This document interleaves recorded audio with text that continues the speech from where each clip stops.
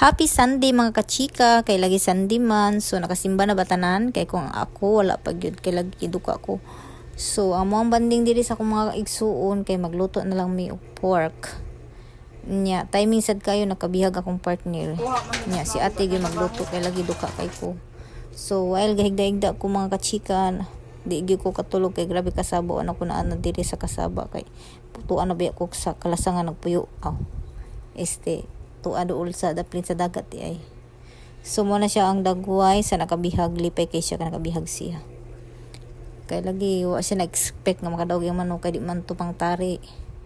So mao na to ang ato ang sinabaw nga pork. Dili na to siya tipiron sa pagbutang sa cabbage o repolyo. Kay lagi barato ra kayo ang mga gulay sa carbon.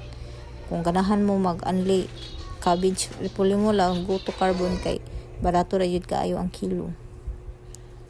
Nya ako maigsuon ka dili na pud kay sila muka og karne kaning gulay ni gud sila kay lagi kaning magkaedad na tanom magkatungtong na tag 30s awa na daghan na gipamati ang mga katiguangon. So mao ni siya lami na kaihig ko pug sabaw parisan dayon og suka nga pinakurat plus parisan pagud og adobong manok daog na tong kaon ani. So mga una ta mga chika, thank you for watching.